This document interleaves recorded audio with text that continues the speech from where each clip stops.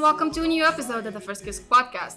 And in those episodes of the podcast, we will be inviting people with achievements from the First Kiss Club Association, and we have dedicated the episodes of the first global series to talk more about the first global challenge with Team Tunisia. So. In this episode, I'm so glad to have with me guests from the previous editions as well as the new 2019 edition. I have with me Mariem from the 2018 Team Tunisia. Hello, Mariem. Hi. And I have Omar from the 2017 team. Hi. Hello. And I have a member from the 2019 team. Hi. Okay, in this episode, we will be talking more about the progress of design and programming in this edition, and as well as the previous editions. So we will be first discussing more about how design went in the very first edition of the first global challenge.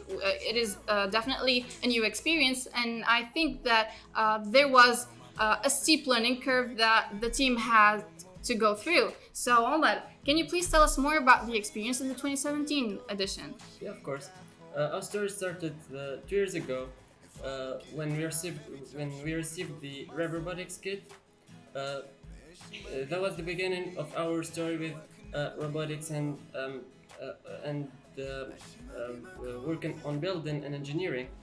We did work in the previous years in the First Kiss Club Association with some small kits. They were Lego kits, but we finally believed that we achieved our dream, and which is working on real robots.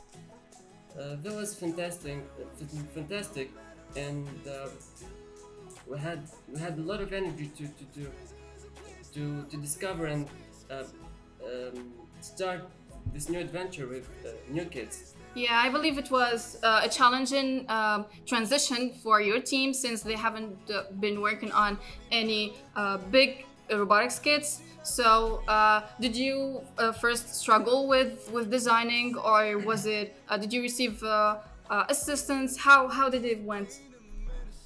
Well, at the beginning, we did know that it wouldn't be that easy to work on easily with new kit and with new type of thinking, but we achieved this through hard work. We received the kit, I guess 3 months before the competition. Mm-hmm. So it was while the studying in the schools, in our schools. So we didn't have much time during the week, and we were coaches in First Kiss Club. So the Friday, Sunday afternoons we were coaching, as well as the Sunday morning and there were Friday and Saturday afternoon. Yes. And Sunday morning. So we were meeting with all the team members as well as our mentors in the First Kiss Club building. Working on the material, discovering the new parts. At the beginning, we didn't have that creativity to just build some mechanisms starting from scratch. So we tried to follow some guides that First Global provided mm-hmm. us with in that edition. Mm-hmm. Yeah. So that is a great story, but it wasn't really the case in the 2019 edition, since we have expertise from the previous teams. They helped us get to know the parts easier. We didn't really go through that phase of being confused at the other materials. We as well assisted the previous teams working, so we had a bit of back knowledge and all. So can you please tell us more about it, how the 2017 and 2018 teams helped in design, and tell us more about the preparation camp that didn't really last that long because of their help? Well, the 2018 and 2017 team surely made some mistakes during their process, but thanks to their help and mentoring, we did not make the same mistakes. We see this saves us a lot of time, and the process was really smooth and easy for me. this made our power and made us outstanding teams. Yeah, this is the power of continuity and learn from cooperation. previous Yeah. mistakes, etc. Yes, exactly. The same case for the 2018 team. We had help from the 2017 team, and with their support and guidance, we were able to get familiar easily with the materials of Rev Robotics, and we could start uh, immediately to build our robot and program it. That is great. So Everything is based on sharing. Yes, of course. So that is it for design. There is really some progress in the pace of design, and we really are grateful for the support. We surely did receive help in programming too. So you are the programmer of the 2018 team, and you were here in the preparation camp to guide us more and help us. So our work was time efficient. And it was more of a straight to the point learning. Yes. Tell us more about how did you get that knowledge from the previous team, and then how did you transmit it to the 2019 team? Okay, so when we first started working on the first global, we of course had some help from the previous 2017 programmers who gave us all the basic knowledge and skills that we need in order to start programming our robot. And of course, after getting all the help from the 2017 team, it was our mission and our duty to transmit all of the skills learned to the 2019 team. And we started by having some talk and discussions in order to share the basics and to brainstorm how can we start building our robot from the basic until moving on to advanced stuff in programming. That is really great.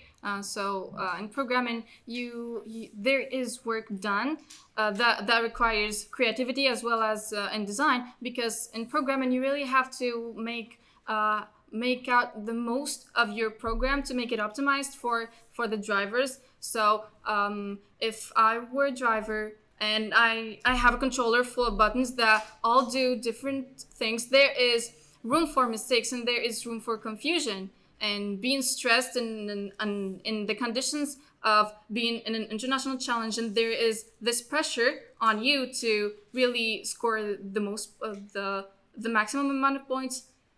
You can get lost or zoned out really easily. So, as a programmer, how are you making the most out of your program? Are you using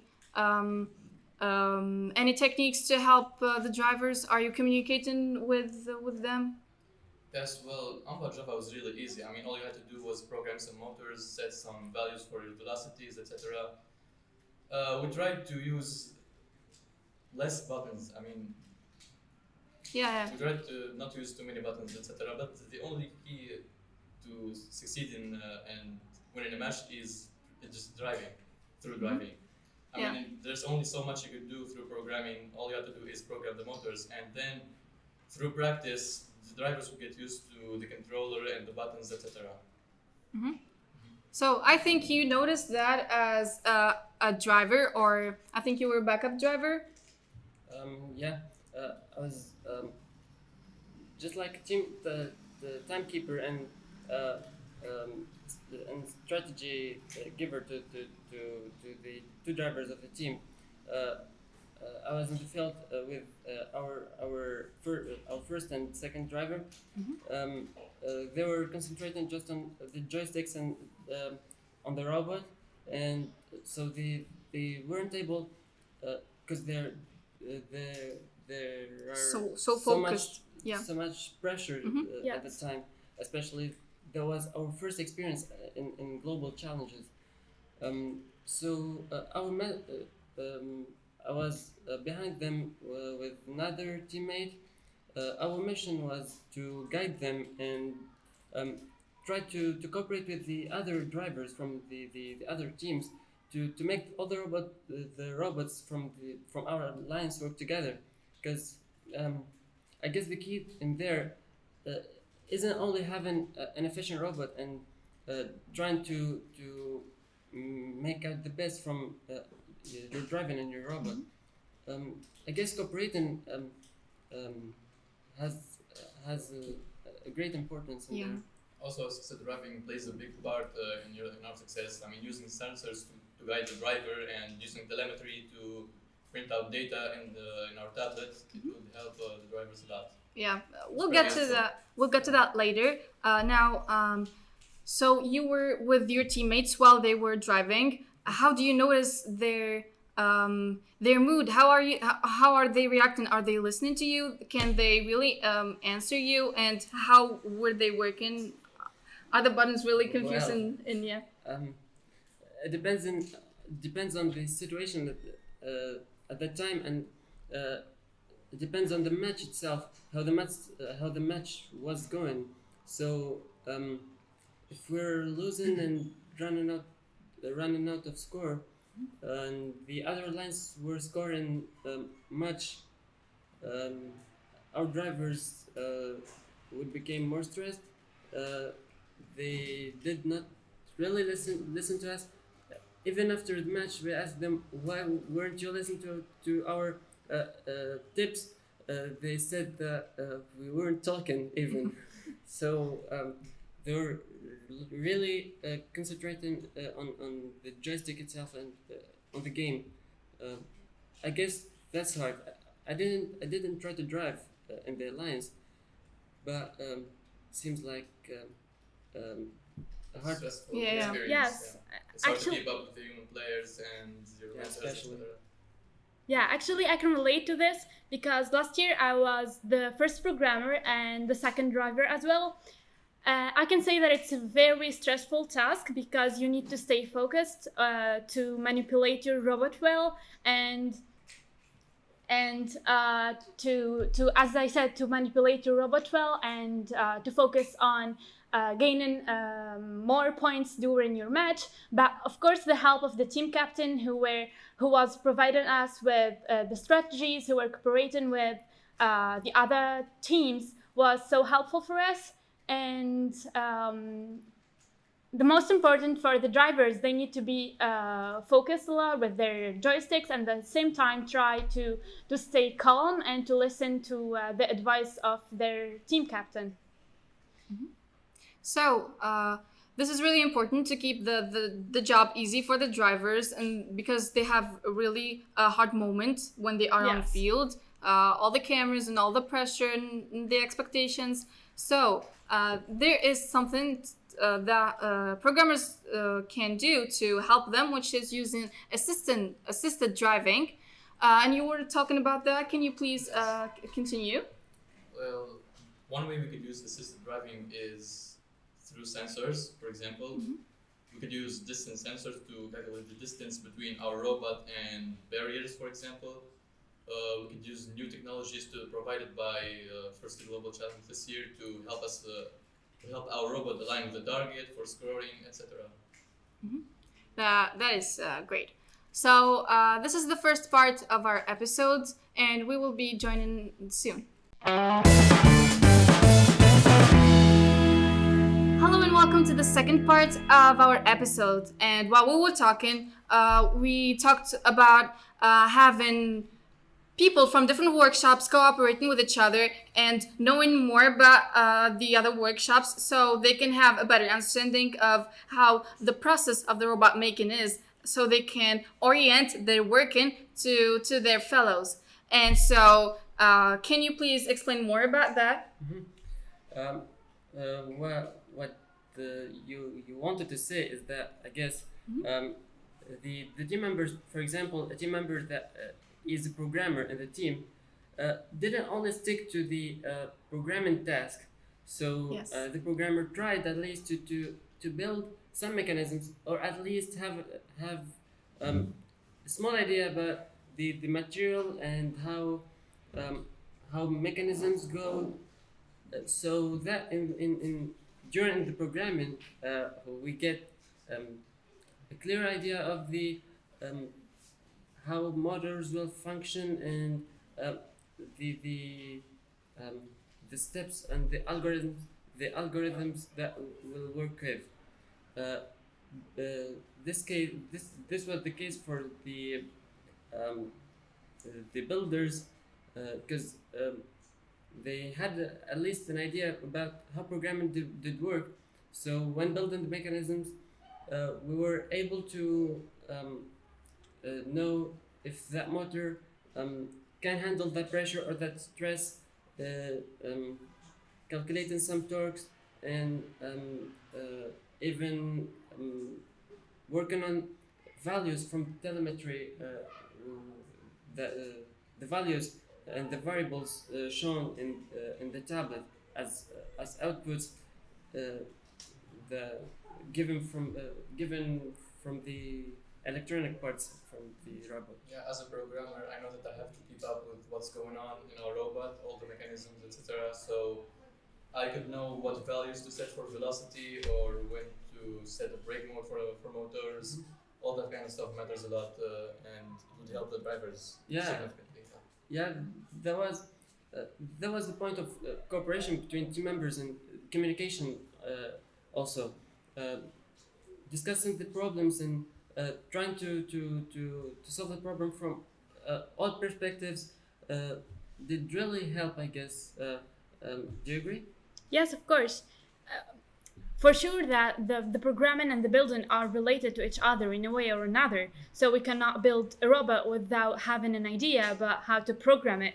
And we cannot program a robot without knowing how the builders are thinking of the mechanism they are trying to build. And added to that, I think that it's very important for the team members to collaborate with each other and to learn from each other's experiences. For example, we have experts in programming, and they are doing their best in order to share the knowledge they have with with the builders of the team. That way, all of the team members can have different skills from the different fields of robotics. Also help them set the right expectations for the mechanism, because Yes. the builders would think of the mechanism to work in some way, but it would be sometimes it would be impossible to program the robot to do that certain thing that the builder is thinking of. Yes. So cooperation is necessary. Yeah, I guess for the drivers too. The driver to have the best performance in driving, the driver himself should choose the buttons and the controllers. So I guess the cooperation also between the driver and the programmer is important to make the task easier for the driver and set the right key combinations. Yeah. etc.